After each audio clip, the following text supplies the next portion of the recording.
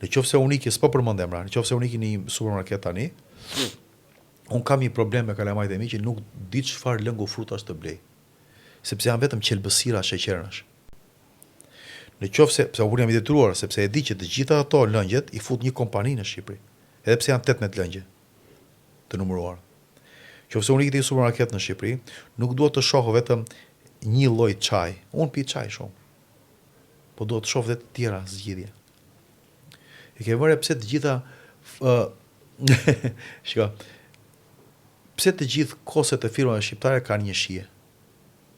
Pavarësisht se mund të jenë firma të ndryshme, me koset të ndryshme, me paketim të ndryshëm, po kanë një shije, nuk dallojnë nga shije, ke vënë?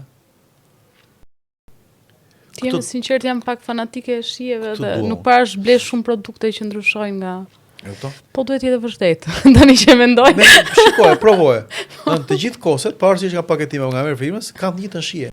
Pra, bizneset shqiptare duhet të ofrojnë produkt dhe shërbim që nevojitet, që tregu të vlerësojë dhe të mbajë për një kohë afatgjatë.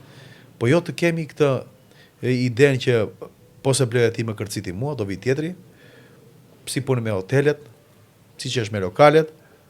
Pra, bizneset shqiptare të shesin ty produktin e shërbimin, si kur ti ua ke për borxh.